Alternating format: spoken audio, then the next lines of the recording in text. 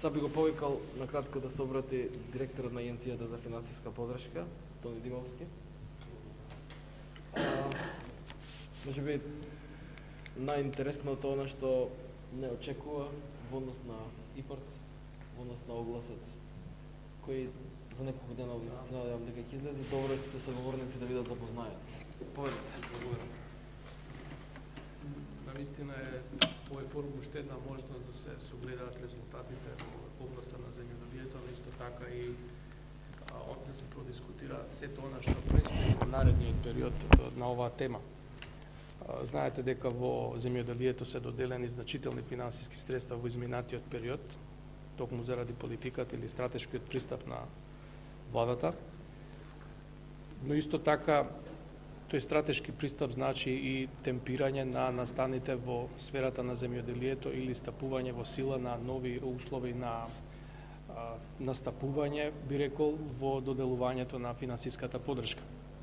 Именно 2013 година, меѓу другото, е година во која што во сферата на доделувањето на субвенциите се вметнува уште еден критериум, меѓутоа постепено воведување на истиот, а тоа е подигнувањето на квалитетот на земјоделското производство преку вметнувањето на условот примена на добрата земјоделска пракса во земјоделското производство. Освен досега завидните перформанси во делот на извозот на земјоделски производи, би го споменал само тутунот, исто така зеленчуците, овошјето, виното веќе беше споменато. Момент е од 2013 година да се поработи на воедначување на квалитетот на земјоделските производи, а тоа ќе се постигне токму преку примената на методите на добрата земјоделска пракса. Тоа значи дека веќе се наметнува обврска за постепено применување на современите, би рекол, принципи на работење во земјоделието, таму каде што не се воспоставени, инаку резултатите се неспорни токму заради сегментот во земјоделието каде што истите веќе се применуваат. Но од 2013 година со вметнувањето на дополнителниот услов, примена на добрата земјоделска пракса, а тоа значи користење на ѓубрива, правилно обработување на земјоделското земјиште, примената на сите агротехнички мерки кои што се неопходни за осигурување на квалитетот и едноставно опстанокот на земјоделското производство е предизвик со кој што ќе се соочиме во 2013 година, кој што несомнено ќе не доведе до уште поголеми резултати во оваа сфера. Беше споменато исто така дека освен политиката во земјоделието преку субвенционирањето, поддршката се насочува и во руралниот развој, што е подеднакво важно како и во делот на директната поддршка на земјоделието или субвенциите. На тој начин, едноставно владата ги создава и потребните инфраструктурни услови за едноставно одвивање на земјоделскиот процес, но исто така и за подобрување на квалитетот на живењето во овие средини. Веќе 3 години поред се имплементираат мерки во насока на инвестиции во руралната инфраструктура, поволностите да до таму што едноставно владата всушност во целости го финансира проектот, така е барем од минатата година, а обврската на локалната самоуправа едноставно само успешно да го раководи или да го дотера до крај проектот, пошто следи исплатата на финансиските средства.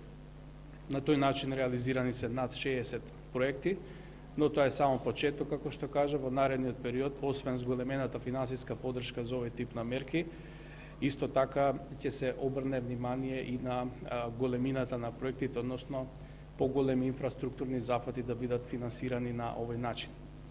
Воедно тоа е добра вежба за градоначалниците, за локалната самоуправа, да се оспособат или да развијат капацитети за користење на уште поголеми средства за оваа намена, кои што ќе бидат наскоро достапни исто така и преку програмата ИПАРТ по акредитирањето на структурата за мерката поддршка на рурална инфраструктура. Исто така во областа на рибарството и аквакултурата како посебна програма секоја година се доделуваат финансиски средства кои што исто така го јакнат и тој сегмент од земјоделското производство. Ќе се осврнам на програмата ИПАРТ, можеби е најдобар параметар што се случува во земјоделското производство во изминативе 5-6 години. Имено програмата ИПАРТ неодамна претрпе или беше изменета по 4 пат.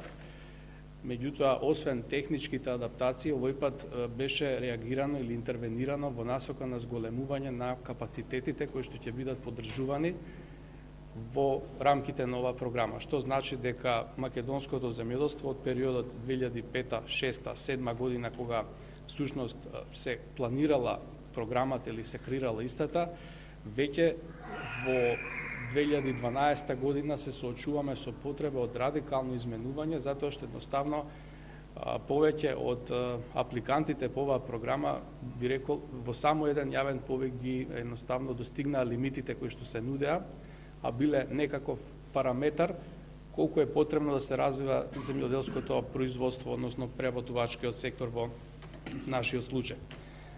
Значи, веќе тие промени се во сила. Агенцијата за финансиска поддршка за земјоделството и руралниот развој во текот на наредната недела ќе го објави 8-миот јавен повик, кој што за прв пат ќе нуди повеќе можности за инвестирање, особено во делот на преработувачкиот сектор, кој што се покажа како значителен контрибутор на едноставно во извозот на земјоделските преработени производи во нашиот случај. Но секако за тоа имаме представник тука кој што ќе се осврне на сето тоа.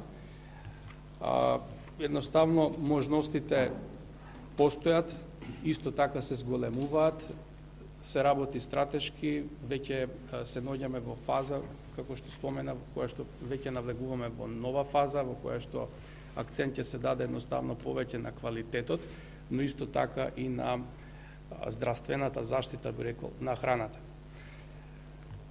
Можностите од програмата ИПАРТ се големи. Република Македонија е активен контрибутор и во делот на креирањето на новата програма за периодот 2014-2020 година, кога веќе Република Македонија активно учествува и во овој дел, со тоа што сугерира се користат искуствата на Република Македонија во која насока да биде креиран новиот инструмент или новата ИПА, токму за што подобро насочување на поддршката во земјоделскиот сектор, но исто така и во руралната средина. Јас тука би застанал, би оставил простор за останатите присутни. Благодарам, Тони. Нормално